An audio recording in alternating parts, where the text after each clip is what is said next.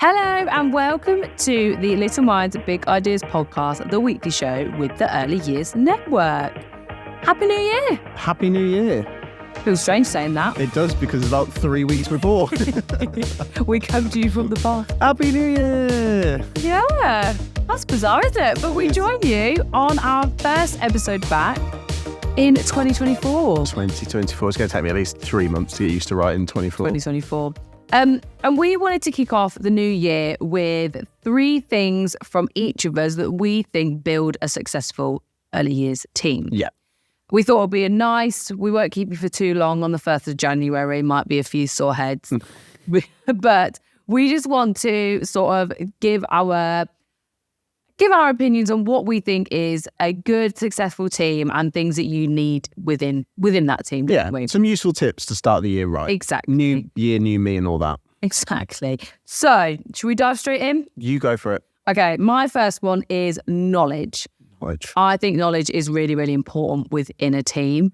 And I've broken it down into a few different areas of knowledge. Oh, go on then. I'm going deep into this. I'm ready. You've come prepared. I'm so prepared. 2024. Emily is prepared. Ready and prepared. Well, it's actually still 2023, so... She's so ready and prepared. So, that prepared, we're even a year in advance. I know, look at me. So, knowledge. I think that comes down to knowledge of early years. Yep. If someone's brand new into the industry or someone who's been in the industry for years and years, you still need to have up-to-date knowledge. Yep. Things that happened 10 years ago and things that are happening now are completely different. Well, understanding of brains, children, everything, like human beings, the world around us, it's all evolving. It never stays still. No. So if you're still practicing like you were 50 years ago, the world's changed a lot since the 1970s. It has, yes. And so does our understanding on our knowledge, doesn't it? So yeah, exactly. So our knowledge on early years is really important. I think that comes down into the knowledge of expectations of the setting that you're in. Yep. And that is linked to your induction process. Yep.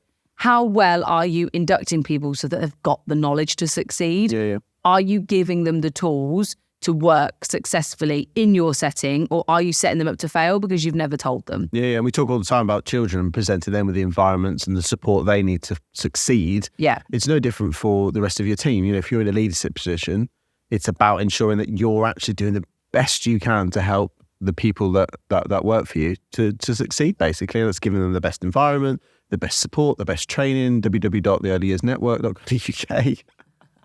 Very good. Thank you very much. But do you know what I mean? It's all about providing them with that support, isn't it? And providing them with the opportunities to be the best people they can be. That's not just from our point of view in terms of education and development, but it's also in terms of people and being nice human people and getting on and building good teams. So no, 100%. And I think January, new starts, etc. It's a great time to reflect on your induction process. Yeah. Is it good? Is it thorough? Is it useful? Is it knowledgeable, etc.? And all nurseries and settings or whatever it may be, schools, they all do things so differently. Yeah. They all do things you vastly can't differently. expect someone to walk into your environment knowing what they should do. No. Even though they are a level 3 or a nursery manager, you still have to induct them into your way. And knowledge also applicable for if parents are listening to this or if childminders, nannies are listening to this, it's still the same thing. The more knowledgeable you are, the more as maybe not as a team necessarily, but your business, your family home, whatever it might be, the better the quality of what the children are receiving in that situation. And then I've got CPD. I was going to say, where have you done your second one already? No, I'm still on knowledge. Oh, still on knowledge. Sorry, I was. You've taken over my knowledge chat, if I'm honest. So I'm just going to bring it back. So CPD, theearlyearsnetwork.co.uk is a great way to enhance your staff's knowledge or your own knowledge. And then it comes down to knowledge of the children in your environment. Yeah. You have to know the children. Yep. It's really difficult to educate and further learning if you do not know anything about the child. So again, that's an induction into your setting that you provide, making sure you've got all the right and relevant up-to-date information. And then I've written down daily information because there's nothing more infuriating than being in a room or in a setting and the message has not been passed on. You're cheating a little bit here because this is your second point. No, it's knowledge. It's also communication though. Oh, spoiler. Yeah, I know, but I think this is a yellow card offence from you. Flag on the play. I think you're cheating. No, I think knowledge of daily information is important because knowing children's sleep limits, dietary requirements, those sorts of knowledge from day to day is really important. No, yeah. So my first one of knowledge, I think that everyone having information up to date, the knowledge that they need to make their day a little bit easier is a good step towards having a successful team. No, I'd agree. First one, done. Throwing it over to you. What's your first point? My first one, and if anybody has watched my class on building a successful team, this won't be a surprise, but it's policies and procedures. Probably the most droll. It's probably the most dry and dull, which equals droll. Probably the most dry and dull topic that you could probably talk about on a podcast. But Hey, I've done a HR qualification. you didn't make a podcast out of it, did you? I love a policy and procedure. Is there a HR podcast? Yes, there is a CIPD podcast, which I listened to a lot during my qualification. I'll shout out the CIPD podcast. No, but policies and procedures are sort of the cornerstone of any business, regardless of what you do. You could be a bricklaying company, or you could be a computer technology company, or you could be an early years company. Like, it doesn't matter. Your policies and procedures are sort of your bedrock of a successful team. They just give everyone an even playing field. Everyone understands where they stand. They know the rules. It's effectively your rule book, and it's what you manage your expectations of others on. It's what you manage the business upon, the foundations of interactions, how we do things. It all comes back down to your policies and procedures. In leadership management, if you're not following your policies and procedures, there's a big no-go. And it's not fair on your team. It's not fair on your staff, because they have an expectation of this is what's going to happen.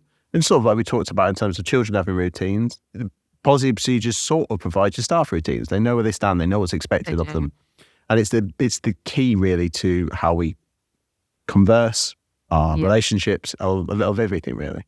So also, it's okay to change a policy and procedure. Absolutely. As long as it's within the legal rights of doing so. You can't just... Yeah, as long as you're doing it correctly, visibly. But if the way that you do something or the environment that you're in changes, your policy and procedure, change it to reflect that. Or if something new is added in, change it to reflect it. It's a constant working process. You should be. Your policies and procedures should be a living and breathing thing. If they're sat in a drawer somewhere and you're not actually sure where they are, they're collecting dust more than anything, you're not getting it right. You're missing out on something. Yeah. It's not a case of, oh, what a task, I've got to sit and go through my policies and procedures. Your policies and procedures shouldn't be a hindrance. They should be a positive. You should be using them and utilising them. They should be up to date. They should be easily accessible. They should be transparent. And they should be providing you with an asset, not a pain in a lot of ways. Yeah. So I thought, if we're talking about teamwork and we're talking about building a successful team, you've got to mention policies and procedures in there at some point. You have. Is that first one done? Yeah. And look, it's January. Maybe what a brilliant opportunity to go review your policies and procedures. It's my favourite job. I love it. Crack them open. And the best way, we're talking specific early years now, but break them down. Educational and then sort of operational. And think about what you want your policies and procedures to look like from that standpoint, because it just makes it a little bit easier. You've got your policies and procedures in relation to your staff. You've got your policies and procedures in relation to your parents. Again, a really easy way to do. And this applies not just for nurseries, but childmind. If you're a childmind, have your policy and procedures. You have your induction documents. You have your welcome packs. You have whatever else, your contracts. But your policies and procedures are really important. You can have them visibly on your website. You can send them to parents when they join you. And again, it's about having that understanding, that level playing field. So then if there is a point of contention later on, you can refer back to your policy and procedures. If we're talking about staff performance, well, it's really clear that this is what we follow. This is our policy and procedures. This is what happens in this situation or in this situation, and this is the outcome. And again, it's just making it really clear for everyone and anyone to understand. And then when you get to that management layer, so often when I talk to people, it comes down to being scared of managing conflict. But in reality, there should never be a need for the word conflict. The conflict often shouldn't ever really come into it, because you're following a black and white rule book. You're following your policies and procedures. How you deliver that might resolve in some element of conflict, but then in that moment in time, you go, okay, let's pause this conversation and let's revisit at a point in time when we're less emotional and there's less riding on this. So, from early years, the one thing that Ofsted will ask you, well, what's your policy on that? Yeah, absolutely. What's your policy on that? What's your procedure say? I spoke to an Ofsted inspector, and it was regards parents, etc. And it was, but what's the policy on that? When you read your policy, right, that's fine then. Did it all correct.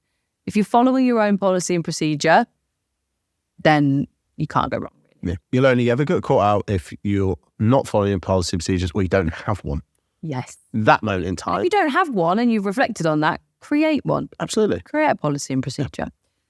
Very good. It's a fun January activity for all of our listeners. Sorry, everybody. We're February soon. My number 2, Go for it.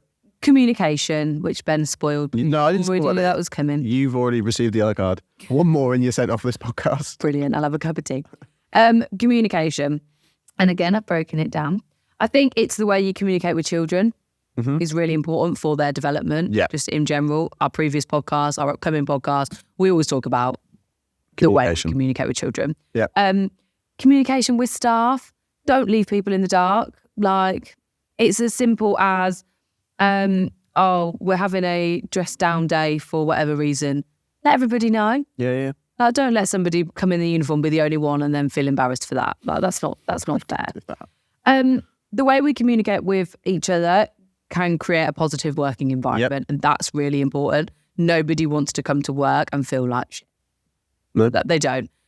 So I think the way that we communicate, and like you said before, conflict, there is sometimes need for difficult conversations rather than conflict, but it's the way you deliver them. You don't have to sit someone down and shout at them. No, difficult conflict comes because difficult conflict. Difficult conversation. Difficult conversation comes because you're having to deliver your policies, procedures, and it makes you feel slightly uncomfortable. Yeah. Because you're having to do something that you don't necessarily want to do, but you're having to do because it's never nice to have to deal with bad things. It's just not a nice thing to do, but it's often a necessary thing.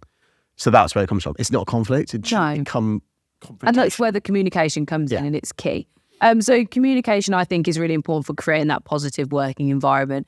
It's as simple as if you're in a leadership position, walk through the building and say hello in the morning. Yeah. Say good morning to people. Yeah. Show your face. Like when you got someone new in your building, introduce yourself. Like whatever that looks like, communication. And that builds into inclusivity as well. Like I said before, including everybody. But the way we communicate with people, making them feel included and being inclusive. You can't, inclusion and equality is huge, and we have to follow all of those steps, but you can't pick and choose who you want to communicate with.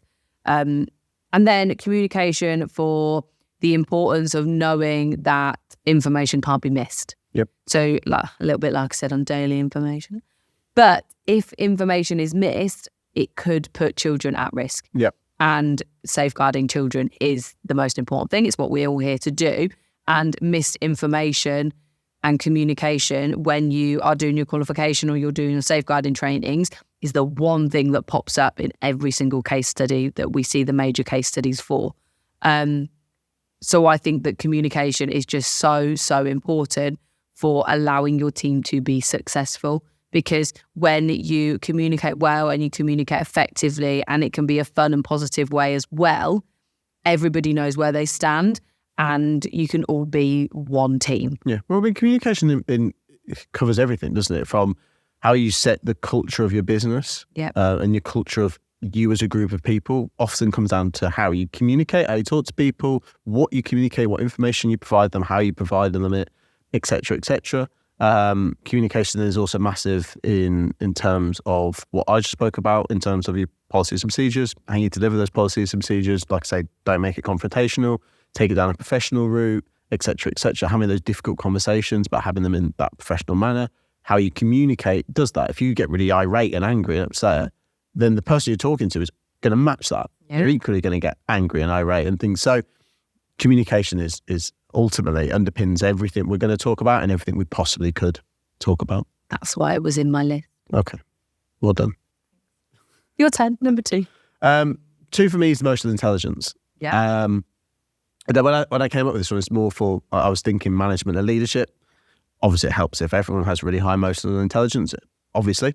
But for management and leadership, being emotionally intelligent and understanding your people is really, really, really important. I think Definitely. Gone are the days of like back in the day where it was like tough upper lip, sack them, blah, blah, blah, blah. Do you know what I mean? Like that old fashioned way of... You're not allowed to do that.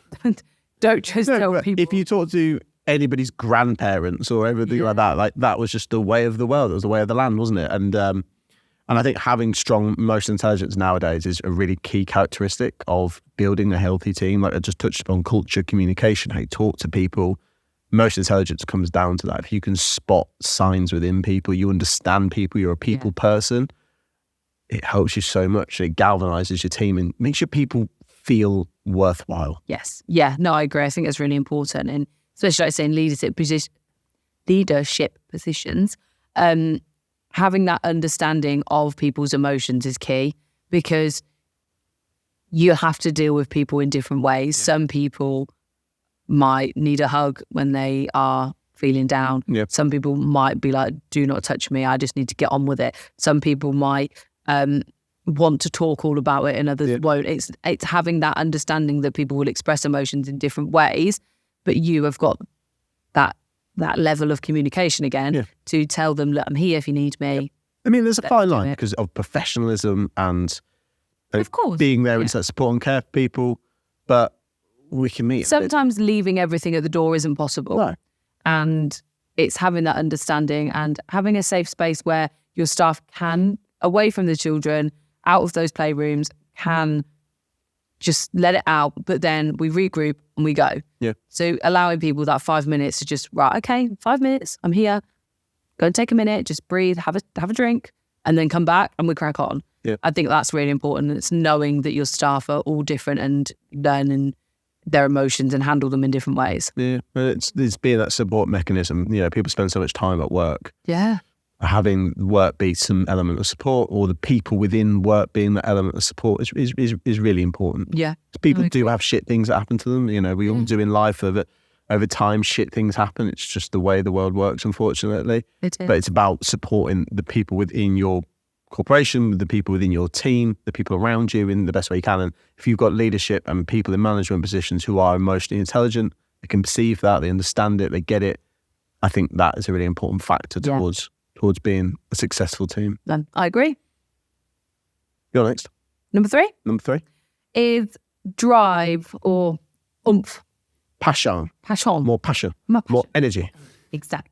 So for drive, more passion, more energy, oomph, motivation, whatever you want to call it, I think that is really key to a successful team. Mm-hmm. Everyone is moving forward. Everybody is looking for that next, yes, we're going to do this. Everyone needs their Weetabix in the morning. Exactly. It's positive when everyone's got motivation. It's a positive environment to be in, which is always good.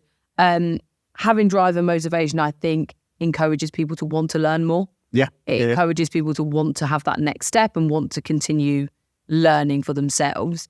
And when everyone's on the same page, it makes things so much easier. Yeah. I mean, not everyone's, sorry to interrupt. Not everyone's going to agree on the way you do things, but you're all on the same page because you want the same outcome. Yeah. So it's working together to get to that point. But if we both are trying to aim for different things, you're never going to get there. No. Because it's not going to work. So, yeah, sorry. I think also intrinsically people are motivated in different ways. So this probably links back to emotional intelligence as well in terms of finding people's drives and what motivates them, what gives them that that spark. Because people will be motivated for different reasons and in different things.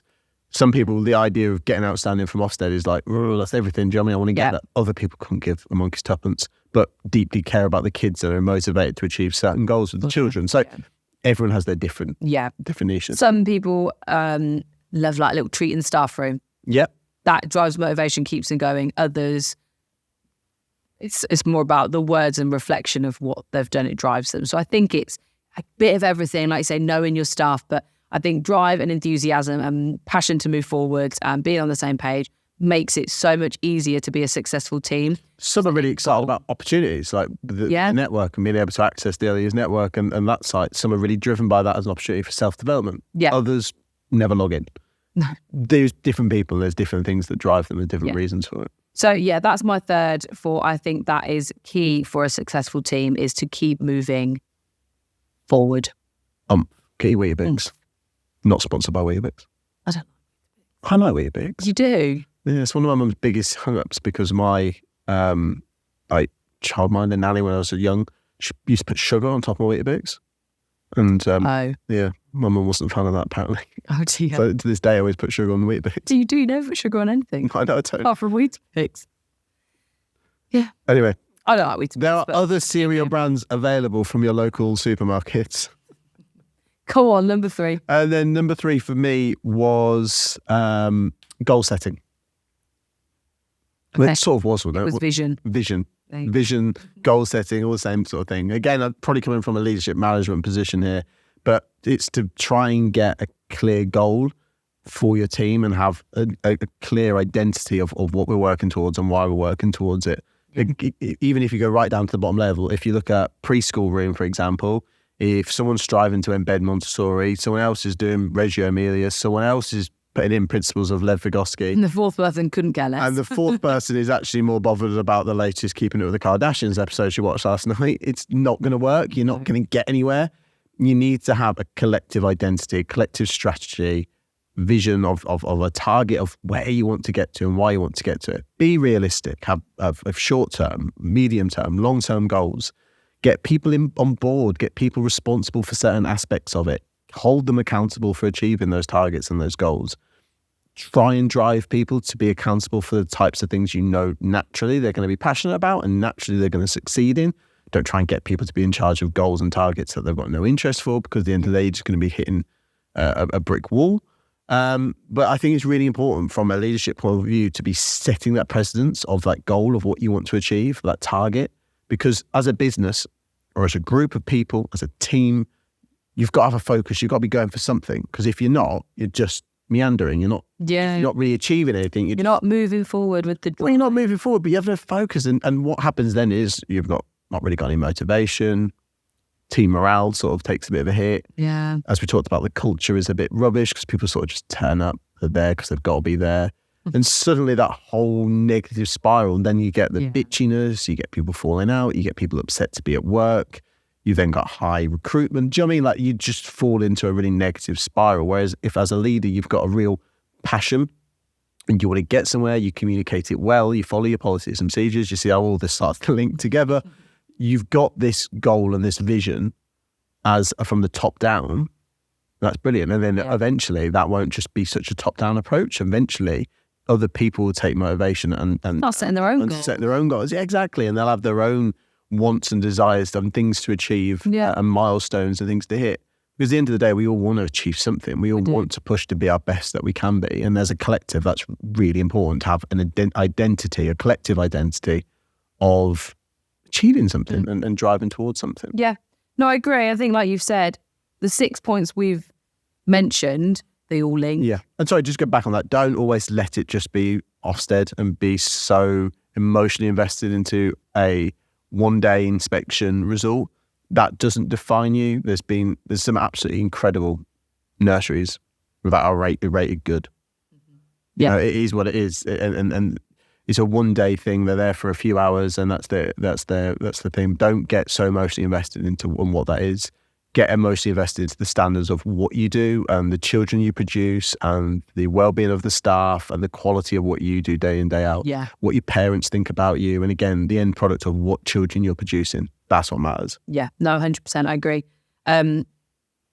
Yeah, they all links together. And it does. Those are just 6 points to make a successful team. I'm sure everybody's got their opinions on what they believe makes a successful team. I think it'd be really interesting to share those with each other. So if you've got those things that you think build a successful team, send us a message, comment on TikTok, Facebook. Instagram, and if you go onto the Early Years Network website, if you go to community and then Knowledge Hub, where you'll find our blog, when I upload this with the YouTube video and the audio, I'll also put in there the 6 areas that we discussed with some little things so you can share them out with your teams and just get talking about what they think and evaluate, reflect on how you think you practice within your settings. I think we wanted to kick off January with this because September and January, I feel like, are the times where everyone's like, right, fresh start. September because it's ingrained into us as an academic year. Yeah. And January because it is the new year. So we thought kicking off with building a successful team was quite a nice way to ease everyone in. So yeah, I've never been a massive fan of New Year's resolutions and the idea of massively changing yourself as you go into a new year. But I think evaluating what you do as a practice, what you do as a team is probably really worthwhile and sort of a beneficial thing to do. No, I agree. So yeah, that's us started for 2024. Good soup. We thank you so much for listening. We hope that you have had a fabulous festive season. I hope you enjoyed our Christmas special. If you've not yet checked out the Christmas special that surprisingly dropped on Christmas Day, go and check that one out with our two lovely surprise guests. Oh, Ruby and Bea, they're just superstars. I came in halfway through and it was carnage. Hilarious. We love them. We'll do some more things with them this year, I think. Yeah, it's wicked to see the one you did in the summer versus the one you did now. And they're actually, from a podcast performance point of view, significantly worse on the basis that they're so much more confident, aren't they? They are. My favourite part was when I left the set and Bea said, "So Ruby, how are you?" Might as well just let them do it themselves. But yeah, that Christmas special is really fun. So give that a watch and a listen if you can. And yeah, we will continue to make these podcasts each week throughout 2024. Absolutely. Do our best to do so. 52 episodes coming up. God, that's a lot of episodes, isn't it? That is, but it doesn't sound actually that, when you consider it's a whole year. True. 52 never actually sounds that many.